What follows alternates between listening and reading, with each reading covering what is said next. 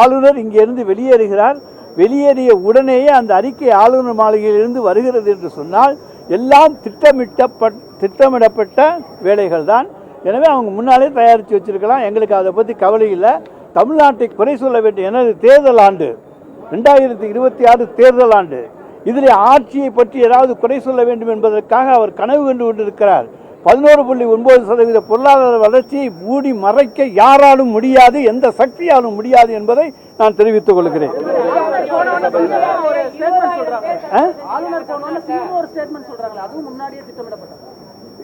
அது அந்த ஸ்டேட்மெண்ட்ஸ் திட்டமிடப்பட்ட ஸ்டேட்மெண்ட்டாக நிச்சயமா இல்லை. அங்கே தான் வாசிக்கிறார்.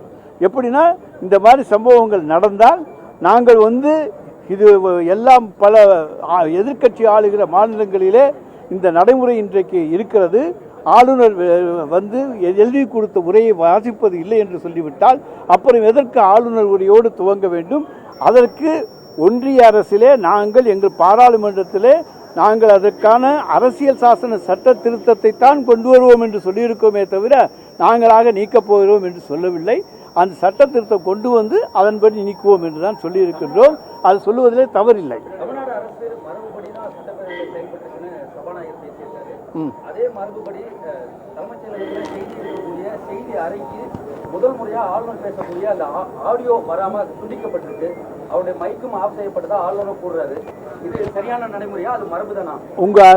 எதுக்காக மைக் வரவில்லை என்பது டெக்னிக்கல் கோளாறா இல்லையா என்பது பற்றி எனக்கு தெரியாது. ஆளுநர் பேசும்போது ஏன் வரலை என்பது எனக்கு தெரியாது. அதை நான் விசாரித்து சொல்லுகிறேன். தமிழகத்தில் சட்டம் ஒழுங்கு தெரியல, போதை பழக்கம் அதிகமாக அதுக்கு தாங்க ஒவ்வொன்றுக்கா வர்றேனுங்க. அடுத்து ரெண்டாவதாக சொல்கிறாங்க தமிழ்நாட்டில் போக்சோ கேஸ் அதிகரிச்சிருக்கு, பெண்களுக்கு எதிரான கொடுமைகள் அதிகரித்திருக்கிறது என்றெல்லாம் இன்றைக்கு சொல்லியிருக்கிறார்கள். இன்றைக்கு நம்முடைய மாண்புமிகு முதலமைச்சர் அவர்களும் துணை முதலமைச்சர் அவர்களும் எங்கெங்கெல்லாம் சொல்லுகிறார்களோ அங்கெல்லாம் பெண்களை உற்சாகப்படுத்தி ஊக்கப்படுத்தி குழந்தைகளுக்கெல்லாம் தைரியங்களை வரவழைத்து பெண்களுக்கு தைரியங்களை வரவழைத்து எந்த குற்றம் உங்களுக்கு எதிராக இழைக்கப்பட்டாலும் அந்த குற்றத்துக்கு உடனடியாக பரிகாரம் தேட நீதிமன்றங்கள் காவல் நிலையங்களை நாடுங்கள், அதனால் உங்களுக்கு பாதுகாப்பு கிடைக்கும் என்கின்ற வலியுறுத்தலை அரசாங்கம் செய்து வருகிறது. நீ உனக்கு தவறு நடந்தால் உடனடியாக போய் புகார் கொடு என்று கடந்த ஆட்சியிலே புகார் கொடுத்தால் கேட்க நாதி இல்லை. ஆனால் இந்த ஆட்சியிலே புகார் கொடுத்தால் உடனடியாக நடவடிக்கை எடுக்கப்படுகிறது. எனவே இன்றைக்கு புகார்கள் அதிகரிக்கிறது என்பதிலே எந்த விதமான தவறும் கிடையாது. மக்கள் தைரியமாக வரக்கூடிய சூழ்நிலையை நாங்கள் உருவாக்கி இருக்கிறோம். பெண்களும் குழந்தைகளும் தைரியமாக இன்றைக்கு புகார்கள் தருகிறார்கள் என்பதை நான் இங்கே தெரிவித்துக் கொள்ள கடமைப்பட்டிருக்கின்றேன். அவர்களுடைய தைரியம்தான் இதற்கு அடிப்படை காரணம். அதே போல போதைப்பொருள் நடமாட்டம் சொல்றீங்க. போதைப்பொருள் தமிழ்நாட்டில் உற்பத்தியே கிடையாது. எங்கேருந்து வருதுன்னு உங்களுக்கு நல்லா தெரியும். எந்த மாநிலங்கள்லேருந்து அதெல்லாம் அனுமதிக்கிறாங்க, எத்தனை கோடி லாபம் சம்பாதிச்சுக்கிட்டு அனுமதிக்கிறாங்கங்கிறது தெரியும். ஏன் நீங்கள் அனுமதிக்கிறீர்கள்? ஒன்றிய அரசு எப்படி போதைப் பொருளை வர விடுகிறது? அதை முதலில் யாரும் கேளுங்கள். ஆனால் நாங்கள் தமிழ்நாட்டை பொறுத்த வரைக்கும் எல்லா எல்லையிலும் இன்றைக்கு பயங்கரமான காவல் போட்டு அவர்களெல்லாம் கட்டுப்படுத்துவதனாலே தான் இன்றைக்கு அதிகமான பொருட்களை போதைப் பொருட்களை எல்லையிலே நாங்கள் இன்றைக்கு கைப்பற்றுகின்றோம். இன்னும் சொல்லப்போனால் நம்முடைய மாண்புமிகு தமிழ்நாடு முதலமைச்சர் அவர்கள் 3 மாதத்துக்கு ஒரு முறை இந்த நார்காட்டிக்ஸுக்காக வேண்டிய போதைப்பொருள் தடுப்புக்காக உள்ள அதிகாரிகளையும் அழைத்து ரிவ்யூ மீட்டிங் நடத்துகிறார். எத்தனை இடங்களிலே பறிமுதல் செய்திருக்கிறீர்கள், எத்தனை வழக்குகள் போடப்பட்டிருக்கின்றன என்ற ரிவ்யூ 3 மாதத்துக்கு ஒரு முறை இந்தியாவிலே நடக்கிற ஒரே மாநிலம் தமிழ்நாடு தான். ஆனால் இங்கே எந்த போதைப்பொருள் உற்பத்தி கிடையாது. ஆனால் இது வழியாக வெளியே சென்று விடக்கூடாது. இது இங்கே எந்த போதைப்பொருளும் மாணவர்களும் இளைஞர்களும் சீரழிந்து விடக்கூடாது என்பதற்காக இன்றைக்கு மாண்புமிகு முதலமைச்சர் அவர்கள் எடுத்து வருகிற நடவடிக்கை இந்த நடவடிக்கை என்பதை நான் இங்கே தெரிவித்துக் கொள்ள கடமைப்பட்டிருக்கின்றேன். அதே போல கல்வியை பற்றி சொல்லியிருக்காங்க. அது ஸ்டாண்டர்ட் ஆஃப் எஜுகேஷன் ஆளுநர் சொல்லியிருக்கார், ரொம்ப சுமாராக இருக்குது அப்படின்னு சொல்லி. இந்தியாவில் இருக்கக்கூடிய கல்வியிலே 100 பல்கலைக்கழகங்களிலே 18 தலைசிறந்த பல்கலைக்கழகங்கள் தமிழ்நாட்டிலே தான் இருக்கின்றன. கல்வியிலே தாழ்ந்திருந்தால், தரம் தாழ்ந்திருந்தால் 18 பல்கலைக்கழகங்கள் 38 மாநிலங்கள் இருக்கக்கூடிய ஒரு நாட்டிலே, இன்னும் யூனியன் பிரதேசங்கள் இருக்கக்கூடிய ஒரு நாட்டிலே 18 பல்கலைக்கழகங்கள் தரம் உயர்ந்த பல்கலைக்கழகங்களாக இருக்கக்கூடிய மாநிலம் தமிழ்நாடு. உயர்கல்வி படிக்கிற பெண்களுடைய எண்ணிக்கை அதிகமாக உள்ள மாநிலம் தமிழ்நாடு. அப்போ எப்படி இங்கே கல்வி தரம் தாழ்ந்து இருக்கும்? இன்றைக்கு அதிகமாக பெண்கள் வெளிமாநிலங்களுக்கு வேலைக்கு போகின்ற மாநிலம், வெளிநாடுகளுக்கு போகிற மாநிலம், தமிழ்நாட்டிலேயே வேலை செய்கிற மாநிலம் இன்றைக்கு தமிழ்நாடு. இன்னும் சொல்லப்போனால் யூபிஎஸ்சியில் இன்றைக்கு அதிகமானவர்களை தேர்வு செய்ய வேண்டும் என்பதற்காக மாண்புமிகு முதல்வர் அவர்கள் இன்றைக்கு அதற்காக சிறப்பு பயிற்சி கொடுத்து அவர்களுக்கு ஊக்கத்தொகையும் தந்து இன்றைக்கு அவர்களை எல்லாம் இன்றைக்கு சிறந்தவர்களாக கொண்டு வருகிறோம் என்று சொன்னால் ஐஏஎஸ் ஐபிஎஸ். அதற்கு காரணம் தமிழ்நாட்டினுடைய கல்வி வளர்ச்சி. எனவே தமிழ்நாட்டினுடைய கல்வி வளர்ச்சியை மற்ற மாநிலங்களோடு ஒப்பிடுகையில் பன்மடங்கு உயர்ந்திருக்கின்ற கல்வி வளர்ச்சி தான் நம்முடைய தமிழ்நாட்டினுடைய கல்வி வளர்ச்சி என்பதை நான் இங்கே தெரிவித்துக் கொள்கிற கடமைப்பட்டிருக்கின்றேன். அடுத்து பஞ்சாயத்தை பற்றி சொல்லியிருக்காங்க. பஞ்சாயத்து தேர்தலாம் நடக்கலைன்னு சொல்லி அந்த ஆட்சியினுடைய இறுதியில நீங்கள் என்று அதாவது எவ்வளவு தூரம் எளிமையாக தாழ்ந்து போய் கேட்க முடியுமோ அந்த அளவுக்கு சபாநாயகர் இன்றைக்கு கேட்டிருக்கிறார். சட்டமன்றத்தினுடைய தலைவர் சபாநாயகர் தான், சட்டப்பேரவை தலைவர். ஆனாலும் அவர் அப்படி கேட்டு நீங்கள் எழுதி கொடுத்த உரையை வாசியுங்கள் என்று சொல்ல பொழுது அதை வாசிக்காமல் ஆளுநர் அவர்கள் வெளியேறிவிட்டார்கள்.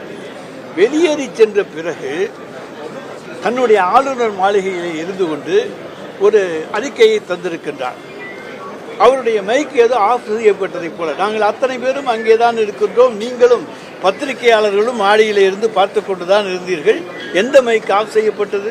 அவர் பேசுகிற பொழுது சட்டப்பேரவைத் தலைவர் எழுந்து நீங்கள் எழுதி கொடுத்திருக்கின்ற அந்த வாசிப்பை வாசியுங்கள் என்று நம்முடைய அரசியலமைப்பு சட்டத்தை சுட்டிக்காட்டி கேட்கின்ற உரிமை சட்டப்பேரவைத் தலைவருக்கு உண்டு. ஏனால் சபையை நடத்துகின்றவர் அவர், சபையினுடைய விருந்தினர். இன்றைக்கு இந்த நிலையை தமிழக சட்டமன்றத்தினுடைய நம்முடைய அமைச்சரவையினுடைய தலைவராக இருக்கக்கூடிய ஆளுநர், அந்த ஆளுநர் இங்கே அந்த உரையை வாசித்து விட்டு சென்றிருக்க வேண்டும்.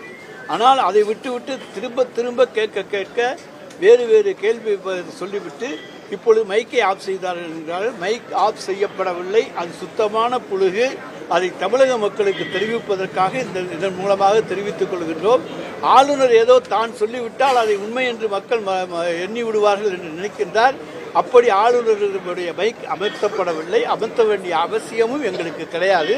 அவரை நாங்கள் பேசத்தான் விட்டிருக்கோமே தவிர மைக்கை ஆஃப் பண்ண அழைக்கவில்லை. ஆனால் அங்கிருந்து மற்றொரு பல்வேறு குற்றச்சாட்டுக்களை, பொய்யான குற்றச்சாட்டுக்களை, இன்றைக்கு எதிர்க்கட்சிகள் கூட சொல்லாத குற்றச்சாட்டுக்களை எல்லாம் இன்றைக்கு வரிந்து கட்டிக்கொண்டு எல்லோருக்கும் வக்காலத்து வாங்குகிற ஒரு வக்கீலாக இன்றைக்கு இருந்து கொண்டு இந்த அரசுக்கு எதிராக என்னென்ன குற்றச்சாட்டுகள் சொல்ல முடியுமோ அதையெல்லாம் பொய்யாக இன்றைக்கு சொல்லி இருக்கின்றார். தமிழகத்தினுடைய பல்வேறு வளர்ச்சிகளை பற்றி குறிப்பிடுகின்ற பொழுது நம்முடைய இன்வெஸ்ட்மெண்ட் 12 கோடி ரூபாய் to the tune of over 12 lakh crores is far from the truthங்கிறார். நாங்கள் 12 லட்சம் கோடி ரூபாயை கொண்டு வந்திருக்கிறோம் என்று சொல்கிறோம், அது ஃபார் ஃப்ரம் ட்ரூத் என்கின்றார். அதோடு இல்லாமல் ஃபாரின் டைரக்ட் இன்வெஸ்ட்மெண்ட்டில் நம்ம 6வது இடத்துக்கு போய்விட்டோம் 4லிருந்து என்று சொல்கிறார். இந்திய ஒன்றியம் தன்னுடைய கணக்கிலே 11.9 பொருளாதார வளர்ச்சியை கண்டிருக்கிற மாநிலம் தமிழ்நாடு என்று இந்திய ஒன்றியம் அறிவித்திருக்கிறது. நாங்கள் அறிவிக்கவில்லை. ஆனால் இவர் எதை பார்த்து சொல்லுகிறார், எந்த கணக்கை பார்த்து கொண்டு சொல்லுகிறார், இவர் தூங்கிக் கொண்டு சொல்லுகிறாரா விழித்து கொண்டு சொல்லுகிறாரா தெரியாது. ஆனால் நாங்கள் தமிழ்நாட்டினுடைய பொருளாதார வளர்ச்சியை இரட்டை இலக்கத்துக்கு கொண்டு வந்திருக்கிறோம் என்று இந்திய ஒன்றிய அரசே ஒப்புக்கொண்டிருக்கிறது. அதை யாராலும் மறைக்க முடியாது. அதே போல தொழில் வளர்ச்சியிலே பல்வேறு மாநிலங்கள், பல்வேறு வெளிநாடுகள் இங்கே வந்திருக்கின்றன. பல தொழிற்சாலைகள் இன்றைக்கு உண்டாகி இருக்கின்றன. அதனால்தான் இந்த வளர்ச்சியை நம்மால் எட்ட முடியும். தொழில் வளர்ச்சி இல்லை என்று சொன்னால் 11.9% பொருளாதார வளர்ச்சியை அடைவது என்பது சாத்தியமே கிடையாது. அதுக்கு அடிப்படை காரணம் தொழில் வளர்ச்சி, வேலைவாய்ப்பு. எனவே இந்த வேலைவாய்ப்பு, தொழில் வளர்ச்சி இவற்றை பற்றி ஆளுநர் சொல்லியிருப்பது முற்றிலும் உண்மைக்கு புறம்பானவை என்பதற்கு ஒன்றிய அரசினுடைய கணக்கெடுப்பே சரியானதாக உங்களுக்கு 11.9% பொருளாதார வளர்ச்சி என்பது தமிழ்நாட்டினுடைய வளர்ச்சி. அதை இன்றைக்கு ஆளுநர் அவர்கள் பொய்யாக வந்து சட்டமன்றத்திலே சொல்லவிருப்பதாக ஆளுநர் மாளிகையில் இருந்து இன்றைக்கு சொல்லியிருக்கின்றார். என்ன காரணம்? அது அவருக்கு தான் தெரியும். தமிழ்நாட்டின் மீது என்ன விரோதம் அவன் என்பது அவருக்கு தான் தெரியும்.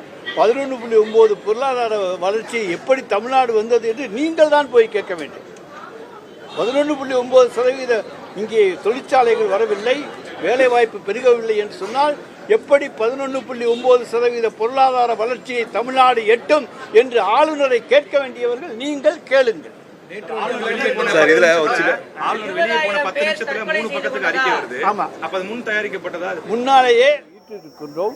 11.69% பொருளாதார வளர்ச்சியை எட்டி இருக்கின்றோம். இன்றைக்கு எங்களால் பல்வேறு திட்டங்கள், மகளிர் உதவித்தொகையை, உரிமை தொகையை இன்றைக்கு முழுமையாக நிறைவேற்றி கொண்டிருக்கிற ஒரே மாநிலம் இந்தியாவிலேயே தமிழ்நாடு தான். டெல்லியில் தேர்தலுக்கு அறிவிச்சிட்டு குறைச்சிக்கிட்டே வந்துட்டாங்க.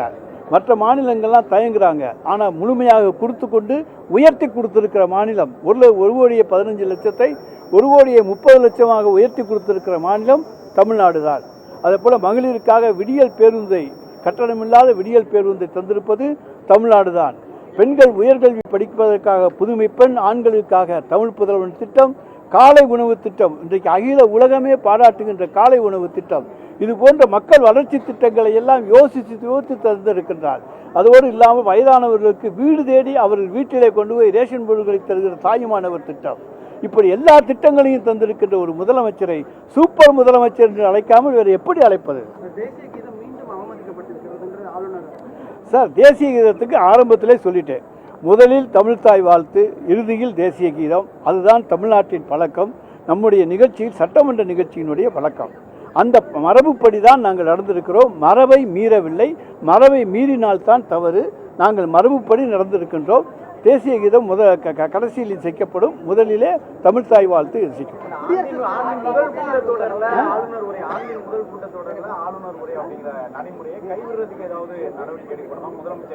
இன்னைக்கு அதாவது அது வந்து அரசியல் சாசன சட்ட திருத்தம் கொண்டு வந்து ஆண்டின் முதல் அறிக்கையில் முதல் கூட்டத்தொடர் ஆளுநர் அறிக்கையோடு துவக்க வேண்டும் என்பது, இது போன்ற நிலைமைகள் தொடர்ந்தால் நிச்சயமாக எல்லா மாநிலங்களும் ஒத்த கருத்துடைய எல்லா மாநிலங்களும் இணைந்து அந்த மாதிரியான ஒரு தீர்மானத்தை, அமெண்ட்மெண்ட்டை கொண்டு வருவோம். அதை பற்றி முதலமைச்சர் முடிவு செய்வார்.